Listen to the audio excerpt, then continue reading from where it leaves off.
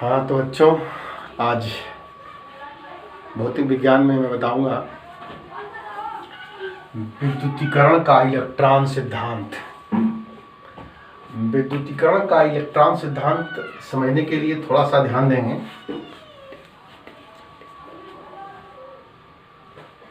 हम जानते हैं एटम के नाभिक में धन आवेश होता है और इलेक्ट्रॉन इसके चारों ओर घूमते रहते हैं। ये तो सिंपल सी बात है, आप सब लोग जानते हैं। नाभिक के पास धन आवेश होता है, क्लियर। धन आवेश की समान संख्या के ऋण आवेश इलेक्ट्रॉन नाभिक के चारों ओर घूमते रहते हैं। इसका मतलब जितना नाभिक में धन आवेश यानी प्रोटॉन होता है उतनी ही संख्या में इलेक्ट्रॉन इस नाभिक के चारों ओर घूमते रहते हैं। हर एटम की ये विशेषता होती है, नेचर ने बनाया है ऐसा। अतः परमाणु का कुल आवेश शून्य होता है। अगर सोडियम है, सोडियम में अगर 11 प्रोटॉन है और 11 इलेक्ट्रॉन होते हैं तो टोटल इसका आवेश 0 हो जाता है। इसलिए केवल सोडियम की बात नहीं हो रही है, जितने भी एटम होते हैं नेचर ने जितने एटम को बनाया है सब में उसकी प्रॉपर्टी डाल दिया है कि उसमें समान धन आवेश उतने ही ऋण आवेश होते हैं। नंबर 4, घर्षण के कारण इलेक्ट्रॉन या तो एक परमाणु में अधिक हो जाता है या उसकी कमी हो जाती है। इसका मतलब यह है कि जब एक वस्तु को दूसरी वस्तु पर रब करते हैं, घर्षण करते हैं, फ्रिक्शन करते हैं, रगड़ते हैं, तो रगड़ने से क्या होता है, इलेक्ट्रॉन या तो एक पदार्थ से दूसरे पदार्थ में चले जाते हैं। जब जाते हैं जहां से इलेक्ट्रॉन निकलता है उस पर धन आवेश और जिस पदार्थ पर जाता है उस पर ऋण आवेश आ जाता है। तो घर्षण के कारण इलेक्ट्रॉन या तो एक परमाणु में अधिक हो जाता है या उसकी कमी हो जाती है। इलेक्ट्रॉन की अधिकता पदार्थ को ऋण आवेशित बनाती है तथा उसकी कमी पदार्थ को धन आवेशित बनाती है। अर्थात मेन पॉइंट, अर्थात पदार्थ को आवेशित करने के लिए इलेक्ट्रॉन ही उत्तरदायी होते हैं। अगर कोई पदार्थ आवेशित होता है तो उसमें प्रोटॉनों की कोई भूमिका नहीं होती है। क्यों नहीं होती है मैं वो भी बताऊंगा। इसमें केवल इलेक्ट्रॉनों की भूमिका होती है। इलेक्ट्रॉन नाभिक के चारों ओर घूमते हैं, आसानी से एनर्जी लेते हैं, घर्षण करने पर एनर्जी पाते हैं तो अपनी कक्षा को छोड़ देते हैं, दूसरे में चले जाते हैं। जब इलेक्ट्रॉन निकलता है, जहां से निकलता है उस पर याद रखना है धन आवेश, और जहां इलेक्ट्रॉन जाता है उस पर ऋण आवेश। यानी इलेक्ट्रॉन निकलता है तो उसके साथ जो गुण जाता है, इलेक्ट्रॉन के साथ जो गुण जाता है वही गुण आवेश हो जाता है। तो ये देखा गया है, इलेक्ट्रॉन जब निकल गया, जहां से निकला उस पर धन आवेश और जहां पर गया उस पर ऋण आवेश हो जाता है। अर्थात पदार्थों को आवेशित करने के लिए इलेक्ट्रॉन ही स्थानांतरित होते हैं, प्रोटॉन स्थानांतरित नहीं होते हैं। इसके भी कारण हैं। कारण यह है कि इलेक्ट्रॉन हल्का भी होता है। एक एग्जांपल दें कि अगर हमको एक छोटी सी वस्तु को धक्का देना है तो आसानी से एक स्थान से दूसरे स्थान पर चला जाएगा, कम ऊर्जा लगा करके। अगर एक बहुत बड़ी अलमारी हो तो इसमें ज्यादा ऊर्जा लगाएंगे तब जाएगा, उतनी ऊर्जा से आगे नहीं बढ़ेगा।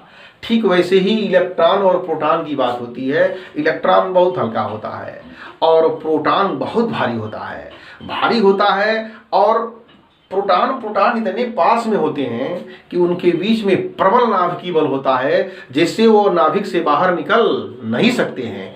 और नहीं निकल सकते हैं दो कारण, पहला तो ये भारी हैं और दूसरा ये कारण है कि वो प्रबल नाभिकीय बलों से, प्रबल नाभिकीय बल क्या है ये न्यूक्लियर फिजिक्स में आप लोगों को बताई जाएगी, बहुत कायदे से पढ़ेंगे आप। दुनिया का सबसे अगर स्ट्रांग कोई फोर्स है, बल है, तो नाभिकीय बल है। और नाभिकीय बल जो है एक शॉर्ट रेंज में होता है, नाभिक के अंदर ही लगता है और वो बल बहुत ज़्यादा होता है। उन बलों को तोड़ने के लिए ज़्यादा एनर्जी चाहिए, घर्षण से नहीं हो सकेगा। इसलिए प्रोटॉन स्थानांतरित नहीं हो सकते हैं। जब भी स्थानांतरित होते हैं तो क्या होते हैं, इलेक्ट्रॉन होते हैं। अब एक चीज और है कि इलेक्ट्रॉन जो है, अगर एक बॉडी है ए और एक वस्तु है मान लीजिए ऐसे बी, और ए से इलेक्ट्रॉन निकल करके गया बी में, ऐसे बी में गया, कौन जा रहा है, इलेक्ट्रॉन जा रहा है। तो जहां से इलेक्ट्रॉन निकला यहां पर आ जाएगा माइनस, यहां से निकला सॉरी प्लस आवेश, और इलेक्ट्रॉन बी पर गया है तो यहां हो जाएगा ऋण आवेश। कल मैं बताया था कि इलेक्ट्रॉन जब स्थानांतरित होता है तो द्रव्यमान लेकर के निकलता है, यानी आवेश अगर है तो द्रव्यमान है, और द्रव्यमान है तो कोई जरूरी नहीं कि आवेश है। इस चीज को समझना होगा। यहाँ पर जब यहां से इलेक्ट्रॉन निकला ऐसे और बी पर गया, ये ऋण आवेश हो गया, तो इसका जो द्रव्यमान होगा, द्रव्यमान यह बढ़ जाएगा, क्योंकि इलेक्ट्रॉन जब जाता है तो मास को लेकर के जाता है, तो मास यानी द्रव्यमान बढ़ जाएगा, और यहाँ पर द्रव्यमान घट जाएगा, द्रव्यमान यहाँ घट जाएगा, घट जाएगा। ये चीज ध्यान रखना है, इसको अच्छे से नोट कर लीजिए या स्क्रीनशॉट ले लीजिए, और तब तक इसको नोट करिए।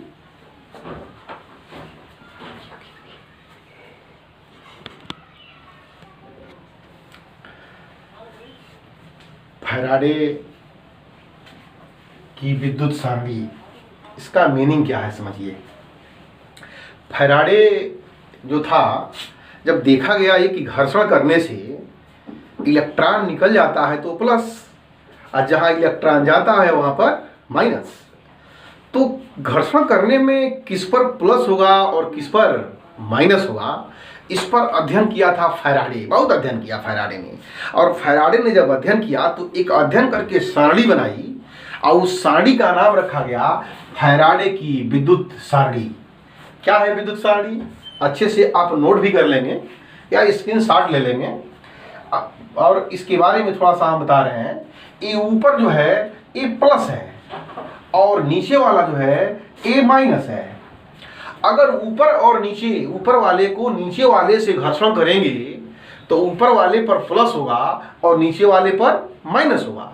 एग्जाम्पल देते हैं आपको, अगर कांच है और ये, और मान लीजिए ये सिल्क है, दोनों को अगर रगड़ा जाए तो कांच पर क्या आएगा, प्लस, और सिल्क पर क्या आएगा, माइनस। हमने बताया है कि ऊपर वाला जो होगा उसमें प्लस होगा और नीचे वाला क्या, कौन सा आवेश होगा, माइनस। लेकिन अगर सिल्क को और प्लास्टिक को रगड़ा जाए, सिल्क पर प्लास्टिक को रगड़ा जाए, तो देखिए ऊपर सिल्क हो गया, इसका मतलब इस पर कौन सा आवेश होगा, प्लस, और प्लास्टिक पर क्या होगा, माइनस। तो एक सारणी अगर आप याद कर लें, और याद कर लेंगे जब सारणी, तो इसमें जो है कंप्लीट आपको मालूम हो जाएगा कि किस पर जो है प्लस आवेश होगा और किस पर माइनस आवेश होगा। अब इस प्लस और माइनस पे आते हैं। अभी हमने बताया है कि अगर मान लीजिए कि ये आपका ग्लास है, ग्लास मतलब G, और प्लास्टिक को मान लेते हैं यहाँ पर P। एक ग्लास है और ये प्लास्टिक है, दोनों को रगड़ेंगे तो एक पर प्लस होगा और एक पर क्या होगा, माइनस। ऐसे माइनस होगा, एक पर प्लस होगा और एक पर माइनस होगा। तो अभी कांच का मतलब, एक ग्लास का मतलब होता है कांच, और ये है प्लास्टिक। तो प्लास्टिक पर क्या आएगा, माइनस, कांच पर क्या आएगा, प्लस। इसका मतलब क्या हुआ कि कांच से इलेक्ट्रॉन कहाँ जा रहा है, प्लास्टिक पे। और हमने बताया कि जब इलेक्ट्रॉन जाता है तो इलेक्ट्रॉन का मास होता है, द्रव्यमान होता है, तो इससे लेकर के मास, इसमें से द्रव्यमान लेकर के निकलेगा, तो यहाँ पर द्रव्यमान क्या होगा, घटेगा कि बढ़ेगा, द्रव्यमान क्या होगा, बढ़ेगा। और यहाँ पर द्रव्यमान क्या होगा, डिक्रीज होगा, यानी घटेगा। तो एक प्रश्न पूछा जा सकता है कि एक वस्तु पर -5 कूलाम का आवेश है, आवेश जो होता है उसका मात्रक कूलाम होता है, -5 कूलाम का आवेश है, तो बताइए वह सामान्य अवस्था से उसका द्रव्यमान अधिक है कि कम है।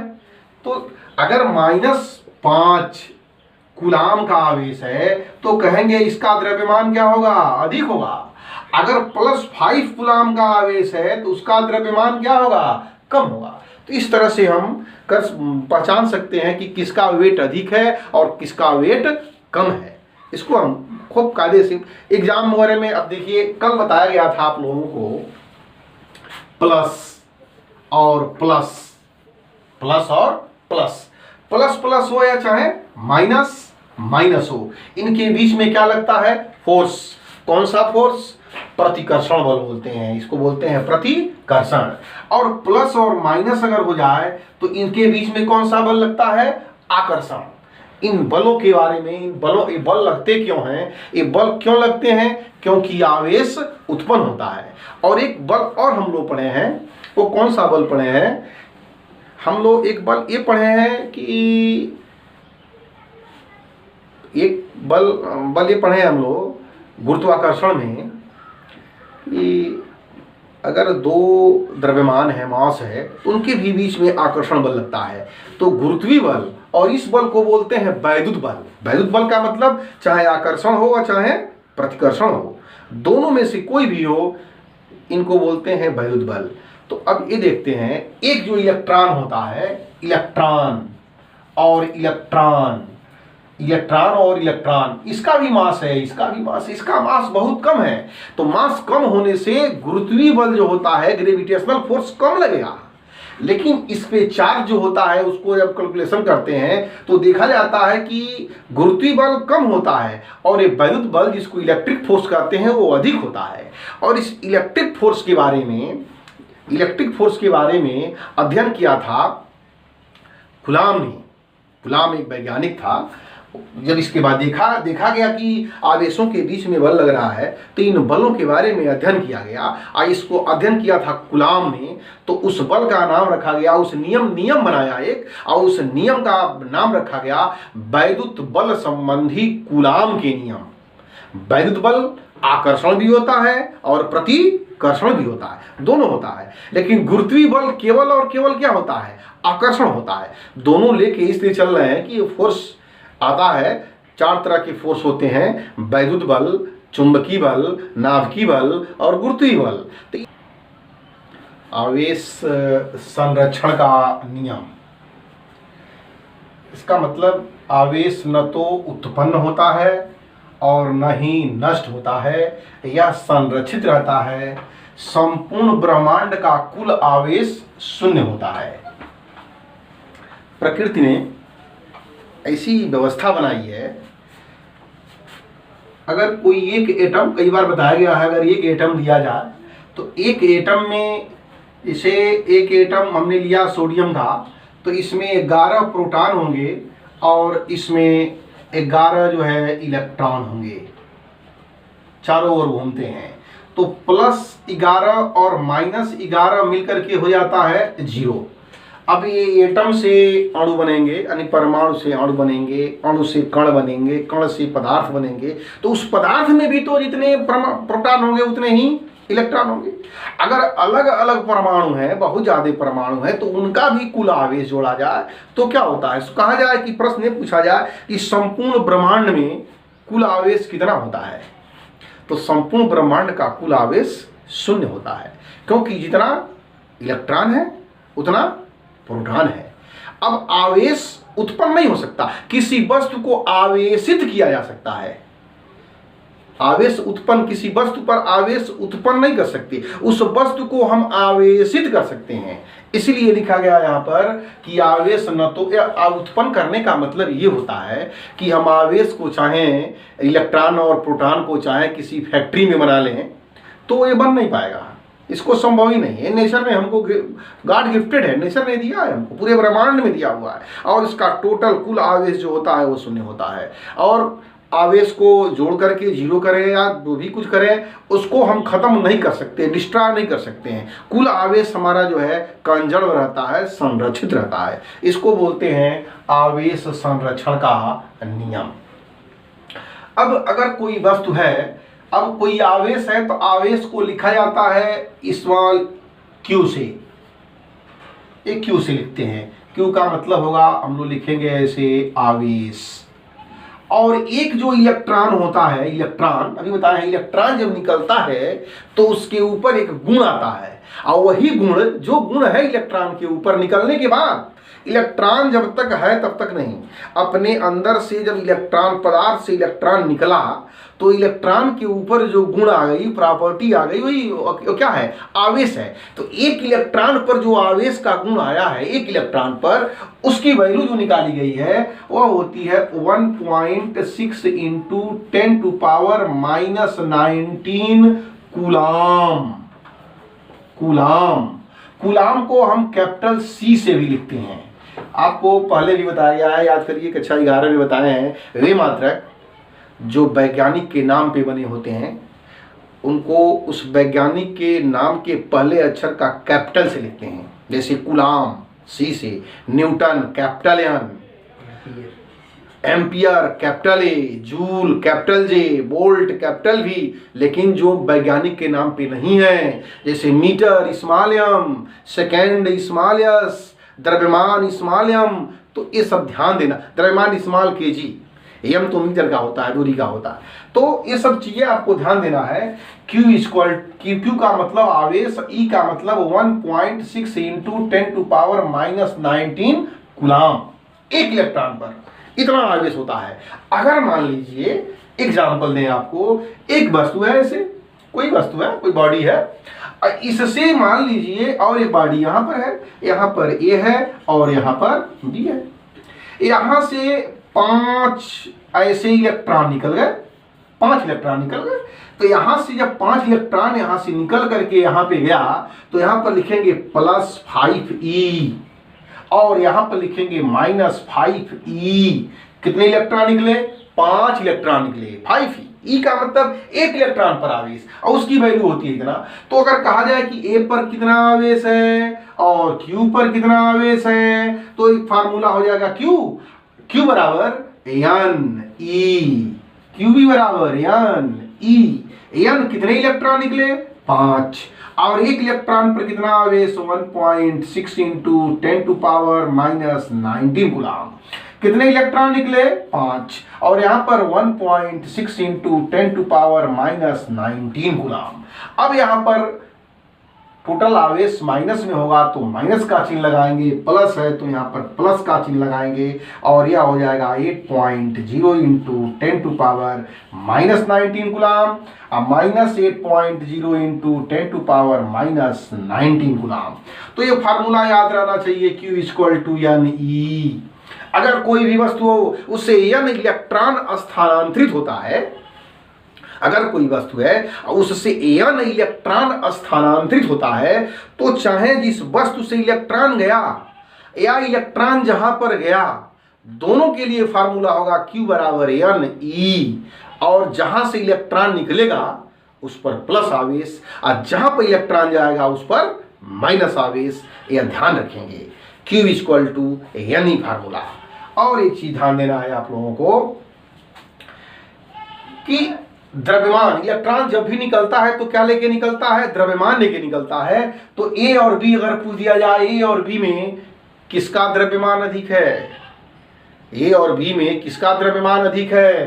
तो A का द्रव्यमान क्या होगा? कम होगा, और B का द्रव्यमान क्या होगा? अधिक होगा। कोई भी वस्तु होती है जब तक इलेक्ट्रॉन उससे नहीं निकलता है तो वह उदासीन कहलाता है, उसका कुल आवेश 0 होता है। जैसे सोडियम है तो सोडियम पे पूछा जाए सोडियम परमाणु पर कुल आवेश कितना होता है, तो कहेंगे 0 होता है। अगर लिखा हो Na+, इसका मतलब इसमें से एक इलेक्ट्रॉन निकल चुका है, इसीलिए यहाँ पर एक प्लस है, Na+ कहते हैं। और Cl पर अगर माइनस लिखा हो, इसका मतलब क्या हुआ? इस क्लोरीन पर एक इलेक्ट्रॉन कहीं से आया है, इसलिए इसका वेट बढ़ गया है सामान्य अवस्था से, असामान्य अवस्था से इसका वेट यानी द्रव्यमान क्या हो गया है? मास घट गया है। तो ये चीज आपको ध्यान रखना है। और इसके बाद आप लोगों को अगले वीडियो में मैं बताऊंगा कि जो फोर्स लगता है, ये फोर्स क्यों लगता है, कितना लगता है और किस तरह से लगता है, किसने खोज किया, कूलाम ने बताया था। इसको हम अगले वीडियो में बताएंगे।